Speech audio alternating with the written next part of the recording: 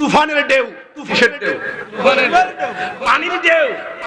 আর এই শেষ জামানায় এমন একটা সময় আসবে, টর্নেডো, আইলা, নার্গিস, মহাসেন, ঘূর্ণিঝড়, এই সমস্ত তুফানের চাইতে সবচাইতে বড় তুফান হলো বাতিলদের তুফান। কথা কোন ঠিক কিনা? ওই বাতিলদের তুফানকে যদি মোকাবেলা করতে হয়, যাদের হৃদয়ে আহলে বাইতের মহব্বত থাকবে, ওই বাতিল কখনো তোমার ঈমানকে ধ্বংস করতে পারবে না। কথা বলেন ঠিক কিনা?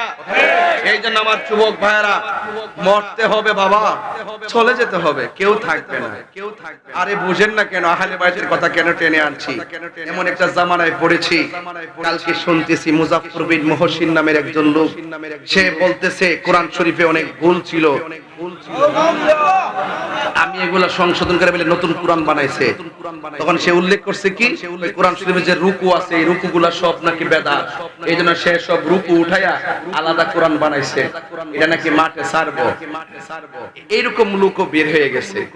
আবার ওই যে আমি লাইভে আসার সময় শুনতেছিলাম, আমার ভাই ওয়াজ করতেছিলেন যে শবে বরাতকে এই লোকটাই বলছিল, শবে বরাতে মসজিদে ভিড় করার চাইতে ব্যবসাখানায় থাকা ভালো। আমি লাইভে শুনতে শুনতে এসেছিলাম, আকরামুজ্জামান সে বলছিল, আবার তাদের দলগুলোকে বলতেছে লাইলাতুল কদর রাতে মসজিদে ইবাদত করার চাইতে মূর্তির পূজায় যাওয়া ভালো। এইভাবে একের পর এক এতগুলো ঈমান বিধ্বংসী বক্তব্য দিতেছে। আপনারা তো বলেন যে আমরা গীবত করি, আরে বাবা গীবত না, আল্লাহ বলছে তাব্বাত ইয়াদা আবি লাহাবি ওয়া তাব, আবু লাহাবের কর্মের কারণে তার নাম উল্লেখ কইরা প্রেমিকদেরকে সতর্ক করে দিয়েছে। আমরা ওই সমস্ত জাহেলে মুরাক্কাব নায়েবে শয়তানদের নাম ধরে ধরে আপনাদেরকে সতর্ক করে দিচ্ছি, তারা যেন আপনাদের ঈমানকে লুণ্ঠন করতে না পারে। কথা বলেন ঠিক না বেঠিক? কারণ আমরা জানি, আমরা জেনে যদি সত্যকে গোপন করি আমাদেরকে জবাব দিতে হবে, এই জন্য আমাদেরকে হক কথা বলতে হবে। আই নো দ্যাট আল হাক্কু মুররুন, আমি জানি সত্য তিক্ত, এরপরও সত্য তিক্ত হলো সত্য বলতে হবে। কথা বলেন ঠিক না বেঠিক? এই জন্য যুবক ভাইয়েরা আমার নবী, আপনার নবী রাহমাতুল লিল আলামিন বলেছেন, মান সালিমাল মুসলিমুনা মিন লিসানিহি ওয়া ইয়াদিহি, যার হাতের দ্বারা কেউ কষ্ট পায় না, যার জবানের কথার দ্বারা কেউ কষ্ট পায় না, ওই লোকটাই হলো মুসলমান। আর আল্লাহ রাব্বুল আলামিন কোরআনে বলেছেন, ওয়ালা তামুতুন্না ইল্লা ওয়া আনতুম মুসলিমুন। আল্লাহ রাব্বুল আলামিন বলেছেন, তোমরা মুসলমান না হইয়া মরিও না। এখন মুসলমান হলো তারা যাদের হাত দিয়া কেউ কষ্ট পায় না, যার জবানের কথার দ্বারা কেউ কষ্ট পায় না। বন্ধুরে, এই জায়গার মধ্যে খোলা আকাশের নিচে আমরা সবাই বসে গিয়েছি। একবার তাকায় দেখেন, এই যে ছোট্ট একটা পর্দা টানাইতে যাইয়া কতগুলো কুটির ব্যবহার করলো, এই কুটিগুলা লাগাইতে গেছে পর্দাটা টানাইতে, কিন্তু আমার আল্লাহ রাব্বুল আলামিন এত বিশাল বড় একটা আসমান বানায় রাখছে। আল্লাহ রাব্বুল আলামিন কোরআনে বলেছেন, আল্লাহ রাব্বুল আলামিন বলেন, আল্লাযী খালাকা সাবআ সামাওয়াতি তিবাকা। আল্লাহ রাব্বুল আলামিন এত বিশাল বড় আসমান বানাইছে, একটা আসমান থেকে আরেকটা আসমানে যাইতে 500 বছরের রাস্তা। প্রথম আসমানটা সাদা দিয়া বানাইছে, দ্বিতীয় আসমানটা লোহা দিয়া বানাইছে, আরেকটা আসমান পাথর দিয়ে লোহা দিয়ে ইয়াকুত পাথর দিয়ে বানাইছে, আরেকটা আসমান স্বর্ণ দিয়ে বানাইছে, আরেকটা আসমান এইভাবে বানাইতে বানাইতে একটা আসমান থেকে আরেকটা আসমানে যাইতে 500 বছরের রাস্তা। সুবহানাল্লাহ কোন লাগে আল্লাহ বলছেন, হে বান্দারা, বারবার আসমানের দিকে তাকায় দেখো, কোনো পরিবর্তন পাবে না, তোমার চোখ বারবার ফিরে আসবে। এত বিশাল বড় আসমান আল্লাহ বানাইছে, একটা পর্দা টানাইতে যায় কয়টা বাঁশের খুঁটি লাগাইলেন আমার আল্লাহ। এই যে বিল্ডিংটা বানাইতে যায় কতগুলা খুঁটির ফাউন্ডেশন গাড়লেন, অথচ আমার আল্লাহ রাব্বুল আলামিন এত বিশাল বড় আসমান বানাইছে, ওই আসমানের ভিতরে একটা খুঁটিরও ব্যবহার করে নাই। এই জন্য জবান খুলে বলুন, আল্লাহ রাব্বুল আলামিনের এই কুদরত দেখে দেখে আমার আল্লাহকে গবেষণার দরকার আছে না না?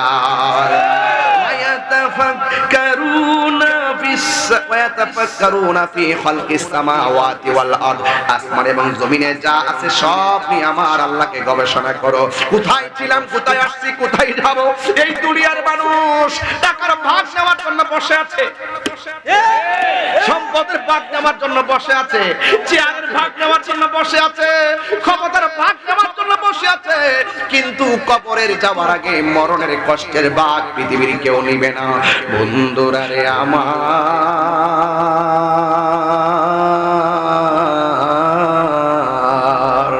কবরের কষ্টের ভাগ কেউ নিবে না। ঘরের পাশে গুরুস্থান, ওই গুরুস্থানে কতগুলা মানুষ সারি সারি পড়ে আছে। এক হাত দূরে দূরে একজন পড়ে আছে, আরেক হাত দূরে দূরে আরেকজন পড়ে আছে, কিন্তু কেউ কাহারও আযাবের ভাগ নেওয়ার কোনো সুযোগ নাই। আমার মোবাইলে এমবি না থাকলে কই বাবা রে হটস্পট দে, এই কবরে যাওয়ার পরে এই সুযোগ নাই। বাবা আমার আযাব চলতেছে, তোর জান্নাতের গাড়ি ছাড়া আমার একটু দে, এই সুযোগ মরার পরে আর কোনো কিছুই নাই। এই জন্য যুবক ভাইরা আমার অনুরোধ করে বলি, এই দুনিয়াটা আর দুনিয়া সিজনুল মুমিন, এই দুনিয়াটা হলো মুমিনের জন্য জেলখানা। दुनिया के लिए आखिरत बर्बाद ना करो, किसी इंसान को खुश करने के लिए अल्लाह को नाराज ना करो। दुनिया दुनिया কইরা আখিরাত কে বরবাদ করা যাবে না। দুনিয়ার কোন মানুষকে খুশি করতে যাইয়া আমার আল্লাহকে বেজার করা যাবে না। কথা বলেন ঠিক কি না? এই জন্য আল্লাহ বলছেন আল্লাহু ওয়ালিয়ুল্লাযিনা আমানু ইউখরিজুহুম মিনাজ যুলুমাতি ইলান নূর। ঈমান এনেছে যারা, তাদের অভিভাবক হলো আল্লাহ। আপনারা জবান খুলে বলুন রহমত দেওয়ার মালিক কে? আর জবান খুলে কোন কে? এই জন্য আমার যুবক ভাইরা ওই কঠিন মুসিবতের কথা চিন্তা করে দুনিয়ায় যতদিন থাকবেন তিনটা বিষয়ের ব্যাপারে সাবধান থাকবেন। এক নম্বর, আল্লাহর সঙ্গে শরীক করা যাবে না। দুই নম্বর, মানুষের হক মেরে খাওয়া যাবে না। তিন নম্বর, মা বাবার বুকের মধ্যে লাথি মারা যাবে না। কথা করেন ঠিক কিনা? যদি আপনি বান্দার হক নষ্ট করেন আল্লাহ সব মাফ করে দিবে, এটা মাফ করবে না। যদি আল্লাহর সঙ্গে শরীক করেন আল্লাহ রাব্বুল আলামিন আপনাকে কখনো ক্ষমা করবে না, আপনি চিরস্থায়ী জাহান্নামী হয়ে যাবেন। এই জন্য মা বাবার বুকের মধ্যে লাথি দেওয়া যাবে না। আজকে মানুষ হাসতে হাসতে শিরিক করে, আজকে মানুষ হাসতে হাসতে মানুষকে ঠকায়, আজকে মানুষ হাসতে হাসতে সন্তান মারে ভাঙ্গা করে রাখে। আরে এমন তো তথ্য পাওয়া যায়, গত 3 দিন আগে দেখলাম ফেসবুকের পাতায় দেখলাম বাপটা চেয়ারের মধ্যে বসে আছে, পুলাটা একদম যুবক একটা পুলা, বাপের গালের মধ্যে থাপ্পান শুরু করছে, গুসান শুরু করছে, করতে করতে করতে করতে তার বাবার মুখ দিয়ে রক্ত লাল করে ফেলাইছে। এরপরে দুইজন তার দইরা রাখতে পারে না, দৌড়াইয়া যায় বাপের মুখের মধ্যে যায় লাথি মারছে, বুকের মধ্যে লাথি মারছে। হায় রে ফুত, কোন দিনের জন্য তোরে আল্লাহ দুনিয়ায় পাঠাইছে? মা বাবার মনে কষ্ট দিয়া তাহিরির সামনে উত্তর দাহায় স্কুল মাঠে বসে ওয়াজ শুনবা।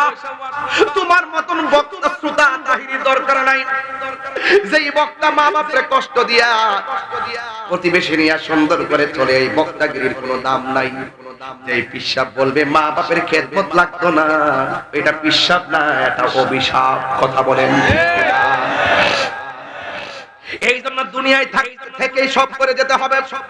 পচা বীজ মাটিতে লাগালে গাছ উঠে না। দুনিয়ার মধ্যে নাফরমানি কইরা কবরের নিচে গেলে জান্নাতের গালিচা পাওয়া যাবে না। যেই কোনো মুহূর্তে আজরাইল আসতে পারে। আমার সাথে সবাই পড়ুন, হারিয়ে যাব রবনায় ভুবন চিরদিন, বল হারিয়ে যাব একদিন আমি রবনায় ভুবন চিরদিন। ক্ষমা করে দিও তোমরা আমায়, বলুন ক্ষমা করে দিও তোমরা আমায়, ভুল করে থাকি যদি কোনো দিন হারিয়ে যাব। মাশাআল্লাহ মাশাআল্লাহ, যুবক ভাই পড়েন, একটু পড়েন। রবনায় ভুবন চিরদিন, বাঁশি বাগানে বা গোরস্থানে হয়তো দিবে মোরে খবর। তোমরা আমায় যাবে ভুলে, রাখবে না জানি কোনো খবর। বাঁশি বাগানে বা গোরস্থানে হয়তো দিবে মোরে খবর। তোমরা আমায় যাবে ভুলে, রাখবে না জানি কোনো খবর। পড়বে কি মনে আমার কথা, ফেলবে কি কি অস্ত্র কোনো দিন হারিয়ে যাব রবনায় ভুবন চিরদিনে বল হারিয়ে যাব একদিন আমি রবনায় ভুবন চিরদিন ক্ষমা করে দিও তোমরা আমায় বলো ক্ষমা করে দিও তোমরা আমায় ভুল করে থাকি যদি কোনো দিন হারিয়ে যাব একদিন আমি রবনায় ভুবন চিরদিন একটা জবান বন্ধ রাখবেন না এতক্ষণ একটু কড়া কথা বলছি শুধুমাত্র মনের ভিতর থেকে বলছি বাবা আল্লাহ যে বলছে ইমানদার রে আল্লাহ ইমানদারের জন্য আল্লাহ অভিভাবক হবে আল্লাহ যদি অভিভাবক হয়ে যায় আমাদের কোনো টেনশন আসেনি রে বাবা আল্লাহ বলছেন যারা আমি আল্লাহকে ভয় করবি ওয়ালামু আন্নাল্লাহা মাআল মুত্তাকিন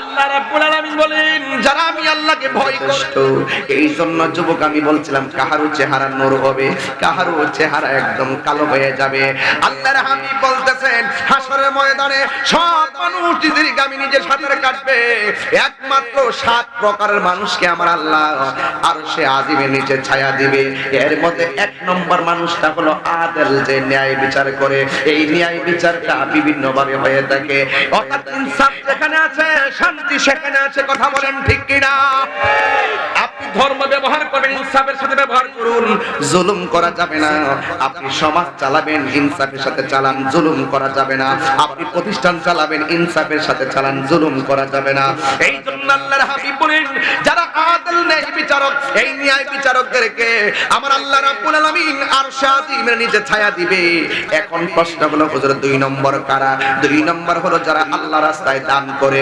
আস-সাখিয়ু হাবিবুল্লাহ যারা আল্লাহর রাস্তায় দান করে দানশীল ব্যক্তিরা হলো আল্লাহর বন্ধু এই বন্ধুদের জন্য আমার আল্লাহ আরশে আজিমের কাফেলার ব্যবস্থা রেখে দিয়েছে 3 নম্বর হলো অনেক গুরুত্বপূর্ণ এই জায়গাটা 3 নম্বর হলো যারা জিকির শুনলে মনটা পাগল হয়ে যায় কিরে ছেলেরা জিকির শুনলে ভালো লাগে কি লাগে না আরে বাবা আমি তো জিকির করি আমার প্রেম নিয়ে জিকির করি আরে শরীরে আরে ফল খাইলে গায়ে বল হয় জিকির করলে কলব তাজা হয় কথা বলেন গিজাউল কালবে জিকরুল্লাহ কলবের খাদ্য হলো আল্লাহর জিকির যে যারে চিনে হে তারে কিনে আমি আমার বাপ নিয়ে জিকির করি তোর বাপের কি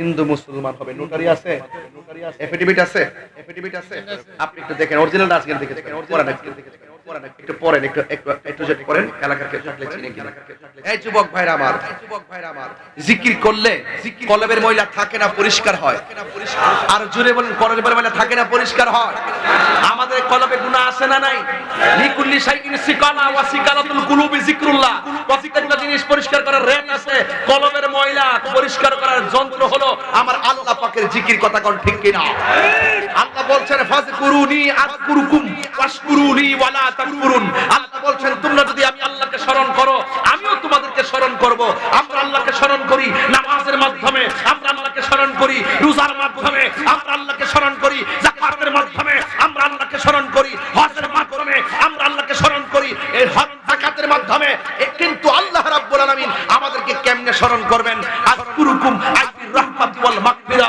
আমরা আল্লাহকে স্মরণ করব ইবাদতের দ্বারা আল্লাহ আমরারে স্মরণ করবে গুনাহ মাফের দ্বারা আমাদের গুনাহ আছে না নাই আছে এইজন্য রাসূল বলেন হাসরের ময়দানে যারা জাকের জিকির যারা করে ইবাদতের জন্য যার মনটা পাগল বাজারে তার মন টিকে না মসজিদের জন্য যার মনটা দিবানা এই শ্রেণীর মানুষগুলোর জন্য আল্লাহ পাক আরশে আজিমের ছায়া দিবে অবাস্তব নয় সেটা বাস্তব কথা আমার দেশের অনেক মানুষ মসজিদে গেলে বারবার ঘড়ির কাঁটা দিকে তাকায়া ইমাম সাহেবকে তাড়াতাড়ি কেমন দেওয়ালেন ছুটু বিরাসুরাটা হইলেন আর বাজারে যায় যে ঘন্টার পর ঘন্টা আড্ডা মারে ঘড়ির কাঁটার দিকে চায় না অথচ আমার নবী বলছেন পৃথিবীতে সবচেয়ে নিকৃষ্ট জায়গা হলো বাজার আর সবচাইতে উত্তম জায়গা জায়গা হলো আল্লাহর ঘর মসজিদ। মনে বড় কষ্ট লাগে এই মসজিদ, হ্যাঁ এই মসজিদ, হ্যাঁ একজনে লেখছে আজান দেওয়ার জন্য, কই জানে কি লেখছিলেন হুজুর উত্তরদাবাসী, আপনারা উত্তরদাবাসী আপনার আজান শুনতে চায়, হাদিয়া এনেছো? কিছু বকশিশ লাগে না বাবা? কিন্তু বাবা গলা ফাটিয়ে আজান দিলে কি হবে, কিন্তু আসল কামটা তো হয় না। তবে কিছু লাগবে না, না না আরে না না আরে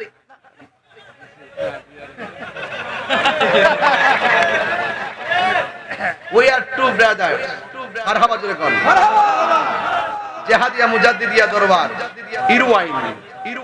আমার অবস্থান প্রতি বছর সেখানে আছে না নাই? এবার অক্টোবরে 3 তারিখ আসতেছি, মারহাবা জোরে বলেন। 500 টাকা বলেন দিয়েছি, বলেন দিয়েছি, বলেন বলেন পাকে পাঞ্জাতনের প্রেমে আজানের জন্য 500 টাকা দিয়েছি হাদিয়া। পাকে পাঞ্জাতনের মহব্বতে আপনার হাদিয়া সুন্নত হিসাবে নিয়েছি।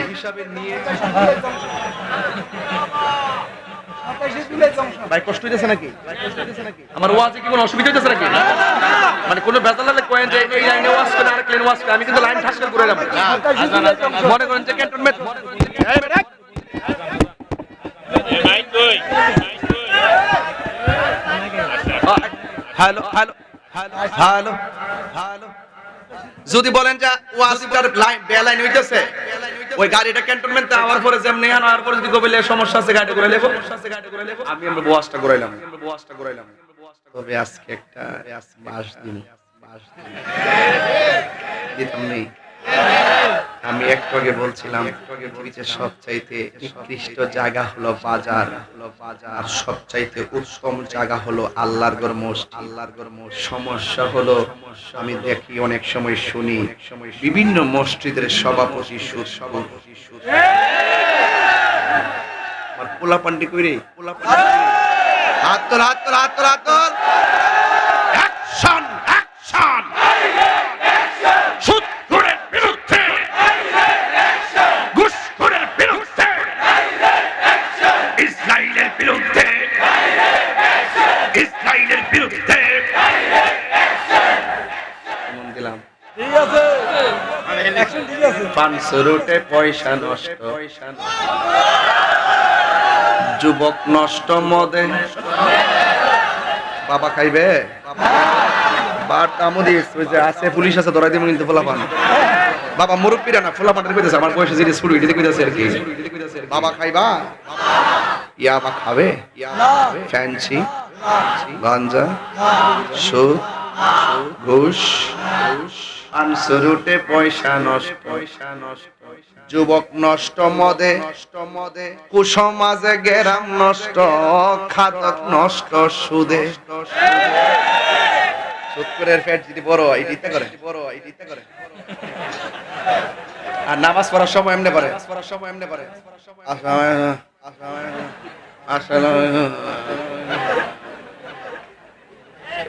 কেমন বাসটা দিতেছি আজকে আমি সুদ করে কইতে যে একটা মজা লাগে রে বাবা।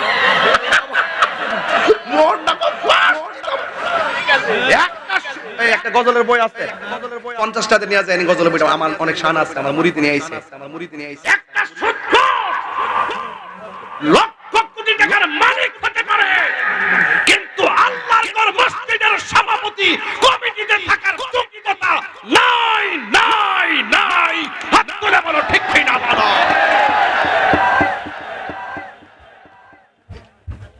যারা খাইবো ওয়াতাসওয়াদু বুজু, তাদের চেহারা কয়কার কালো কালো, ঠিক তখন যেই সুদ খা এরা কিন্তু শরমে পড়ে গেছে। হুজুর কেমনে বাসটা আমরা দিল রে বাবা, আপনারা কেউ দোষী হইতেন নাকি রে? কেউ তো জানে না আপনারা যে খান, কিন্তু আল্লাহ তো জানে। সুদের 70টা গুনাহ আছে, এর মধ্যে সর্বনিম্ন গুণ হইল মায়ের সঙ্গে জিনা করা।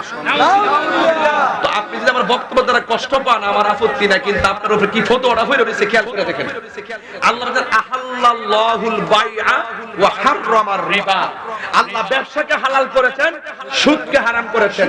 সকালবেলা কেউ যদি আমার ওয়াজের বিরুদ্ধে করে, সুদ করে যদি না, যিনি সুদ নিয়মিত হারা কিন্তু দোকানে করে বলছে কিটা ওয়াজ করছে, জিলে গেছে, ওই যে ওনার যে শরীরে লাগছে, তোমার কেন চলে রে বন্ধু, তোমার কেন চলে সংবিধান রাষ্ট্র ধর্ম ইসলাম আছে বলে, তোমার কেন চলে রে বন্ধু, তোমার কেন চলে। ইসলাম হলো শান্তির ধর্ম, আছে সুবিচার, অন্য ধর্মের প্রতি কবু করে না অবিচার। ইসলাম হলো শান্তির ধর্ম, আছে সুবিচার, অন্য ধর্মের প্রতি কবু করে না অবিচার। মিলে মিশে থাকার কথা, মিলে মিশে থাকার কথা দিয়েছে নবী বলে, তোমার কেন চলে রে দোস্ত, তোমার কেন চলে। আস্তে, আমি কাতার গেছি, কাতার যাওয়ার পরে দেখেছি সামনে ওমান যাবো, এরপরে দুবাই, মালয়েশিয়া, তারপরে আমেরিকা। মারহাবা কর। আপনারা কি মনে হয় সাবাবাজি করতেছি? একদিন দেখবেন তাহির হুজুর চলে গেছে। যদি না যেতে পারি হয়তো বা দুনিয়া থেকে চলে গেছে, কিন্তু আমরা বাংলাদেশের মতো এত সুন্দর আমার নজরে পড়ে না। হিন্দু, খ্রিস্টান, বৌদ্ধ, মুসলমান এরার পূজা হেরা করে আমরা ইবাদত মুসলমান মসজিদে, হিন্দু মন্দিরে, বৌদ্ধ পেগোডায়, খ্রিস্টান গির্জায়, যার যার চলা চলতেছে, কেউ কাউরে বাধা দেয় না। এটা ইসলাম আমাদেরকে শিক্ষা দিচ্ছে। 32টা দাঁতের ভিতরে জিহ্বা যেমন নিরাপদ, আমাদের কাছে অন্য ধর্মের মানুষগুলো তার চাইতে আরো বেশি নিরাপদ থাকতে হবে। কথা বলতে আদিদাসী রাহেন না। এই জন্য আমরা অন্য ধর্মের মানুষের সঙ্গে কোনো খারাপ আচরণ করব না। সকলের ধর্মের জায়গা থেকে আলাদা আলাদা ধর্মের মানুষদের সাথে একটা সম্প্রীতি বজায় রাখবেন। ইসলাম সম্প্রীতি বান্ধব একটি ধর্ম। কথা কোন ঠিক কিনা? এই জন্য যুবক ভাইয়ের আমার, আজকে যারা এসেছেন আপনাদেরকে অনুরোধ করে বলবো, আল্লাহ রাসূল বলছেন হাসরের মাঠে 7 প্রকারের মানুষকে আরশে আজিমের নিচে ছায়া দিবে। এর মধ্যে 1 নম্বর হলো আদেল, 2 নম্বর দানশীল, 3 নম্বর হলো নামাজ, জিকির আর ইবাদতের জন্য যার মনটা দিবানা। আমরা দেশে চেয়ারম্যান সাহেব কিছু ভাই, ভাইয়ের নাম তো হলো ইমাম হোসেন ভাই, নামটা দিছে খেলা রাখছি রে উফ, ইমাম হোসেন ভাই, মুঝে কো পাওয়ালো, আমার মাথার ঠাস করে মানে একটা হিট হয়ে গেছে। মুঝে কো পাওয়ালো মুসাফির না সমঝো, मैं आया नहीं हो बुलाया गया हो, कि मेहमान बना कर सताया गया हो, मैं रोया नहीं हो बुलाया गया हो। এটার বাংলাটা হইল, ইমাম হোসেন বলতেছেন কারবালার ময়দানে, ও হে কুফাবাসী আমায় মুসাফির ভেবো না, আমি এমনিতে আসিনি দাওয়াতে এসেছি, মেহমান বানিয়ে কি যে কষ্ট দিল, মেহমান বানিয়ে কি যে কষ্ট দিল, আমি কাঁদিতে আসিনি কাঁদানো হয়েছে। ইমাম হুসাইন বলতেছেন, খোদা জানে कैसी है ये मेज़बानी, बहादुर पिपा पिया। আল্লাহু আকবার। এটা বাংলাটা বলি বুঝতে সহজ হবে। আল্লাহ জানে একে মন মেহমানদারি, ৭২ পিপাসাই পানি বন্ধ করি, কপালে ছিল মোর হাউজে কাউসার, আমি তৃষ্ণার তো নই বানানো হয়েছে, আমি মরেছি এমন নয় জিন্দা হয়েছি, আমি তৃষ্ণার তো নয় বানানো হয়েছে, আমি কাঁদিতে আসিনি কাঁদানো হয়েছে। আল্লাহ রাসূল বলছেন আমি তোমাদের কাছে দুইটা জিনিস লিখে যাচ্ছি, যদি এই দুইটা জিনিস আঁকড়ে ধরে রাখতে পারো তাহলে কখনো পথভ্রষ্ট হবে না। একটা হলো আল্লাহর কোরআন, আর একটা হলো আহলে বাইত। জোরে কন্যা সুবহানাল্লাহ। তাহলে আমরা সেই আহলে বাইতের মহব্বত ধরে রাখতে চাই কি চাই না? এই গজলটা বললে রাত্রে বেলা যখন আমার গজলটা আমি শুনি আমি কান্দি। এই গজলটা আমি গত বছর আগের বার ইউটিউবে ছেড়েছিলাম এবং নিজে দিয়েছিলাম। অসংখ্য মানুষ আমাকে ভালো রিপ্লাই করেছে। আমি নিজেই শুনলে নিজেই দিয়ে পানি আসে। এই জন্য যুবক ভাইরা আমার, আর আপনাদেরকে কষ্ট দিলাম না, তবে একটা কথা বলে দিয়ে যাই, আল্লাহর ইবাদত, নবীর মহব্বত, আউলিয়া কেরামের সোহবত, এই সোহবত পায়ে হাত দিয়ে বইলা যায়। জীবনে কোনোদিন তাহিরিকে যদি ১ মিনিটের জন্য ভালোবেসে থাকেন, আজকে থেকে ওয়াদা করবেন জীবনে কোনোদিন মা বাপের মনে কষ্ট দিব না। রাজি আছে সবাই? আমার ভাই বলে গেছে মা বাপের ব্যাপারে, আমি একটা কথা বলবো, মা বাপরে কষ্ট দিলে ইহকালও আপনি জ্বলবেন, আখিরাতেও আপনি ভুগবেন। কথা বলেন ঠিক কিনা বলেন? ইমাম হোসেন ভাই চেয়ারম্যান হয়েছেন, ওনাকে যদি বলি আপনি কোন শক্তিতে চেয়ারম্যান হয়েছেন, তিনি বলবেন সবচেয়ে বড় শক্তি ছিল আমার মায়ের দোয়া। কথা বলেন ঠিক না ঠিক?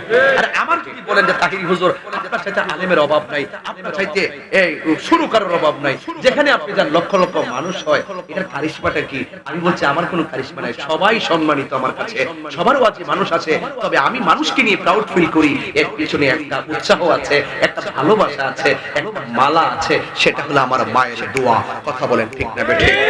এই জন্য যুবক ভাইয়ের আমার, মা বাবার খেদমত করবেন, মা বাবাকে কাঁদাবেন না, নেশা করবেন না, ৫ ওয়াক্ত নামাজ পড়বেন, নবীকে জানের চাইতে ভালোবাসবেন। আরে গত রমজানে যে রোজা রাখছেন কবুল হয়ে, আপনি দাঁড়ান, উঠেন না একটু, আরে বাবা উঠেন না, আরে বাবা উঠেন না। গত রমজানে যে নামাজ পড়ছেন তারাবির নামাজ কবুল হয়েছে কিনা আপনি জানেন নি? রোজা যে রাখছেন কবুল হয়েছে কিনা জানেন নি? নামাজ যে পড়ছেন কবুল হয়েছে কিনা জানেন নি? হজ যে যদি কইরা থাকেন কবুল হয়েছে কিনা জানবেন নি? কোন ইবাদত কবুল, কোন ইবাদতটা কবুল হইছে আপনি কোন? জানেন না? দেখেন ইবাদত কবুলের গ্যারান্টি কার্ড ওনার কাছে নাই, ওয়ারেন্টি কার্ড ওনার কাছে নাই। আপনি কি তালিয়ে কবরে যাইবেন, কি নিয়ে হাসরের ময়দানে উঠবেন, মনে করে কোন ইবাদত কবুল হলো না? আপনি একটা কথা বলতে বসেন, একটা কথা বলতে পারবেন, আল্লাহ নাই নামাজের বাহাদুরি, নাই রোজার বাহাদুরি, নাই হজের বাহাদুরি, নাই জিকিরের বাহাদুরি, একটা বাহাদুরি করতে পারি যেই গ্যারান্টি কার্ড আমার কাছে আছে, যেই ওয়ারেন্টি কার্ড আমার কাছে আছে, আমি আমার নবীকে জানের চাইতে বেশি ভালোবাসি। এটার মধ্যে চুল পরিমাণ করো সন্দেহ নাই, সন্দেহ নাই। হাত তুলে বলেন ঠিক কি না বলেন?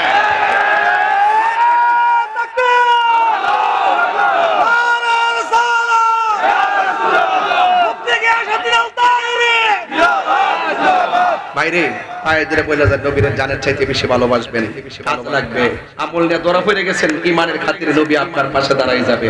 শাফাআতি লিআহলিল কাবাইর মিন উম্মতি, রাসূল বলেন আমার উম্মতের বলতে যারা কবিরা গুনাহ করে ফেলছে কিন্তু ঈমান আছে, আমি রাসূল তাদের জন্য সুপারিশ করব। আর সেই নবীরে নিয়ে কথা বলতে খুব সাবধানে বলবেন। আমি কাউকে খেয় করে কথা বলছি না ভাই, এই প্রজন্মে হুজুররা দ্বন্দ্ব সৃষ্টি হয় নাই, এটা যুগের শুরু থেকে দ্বন্দ্ব সৃষ্টি হয়েছে। আসুন এই প্রজন্মে আমরা হাতে হাত রেখে আলোচনা সাপেক্ষে সমাধান করে এক হয়ে যাব, তারপরে ইনশাআল্লাহ আমাদের বিজয় হবে। কথা বলেন ঠিক যাবে ঠিক? ওকে, আমি বোঝাতে পেরেছি? শেষ এতটুকুই। আল্লাহ পাক যেন আমাদের সকলকে কবুল করে। আমাকে বলেছেন একটা আযান দেওয়ার জন্য, আযানটা দিমু, তবে কে আমরা করার পরে দিমু। আসেন দাঁড়ায় নবীকে সালাম দেয়া নবী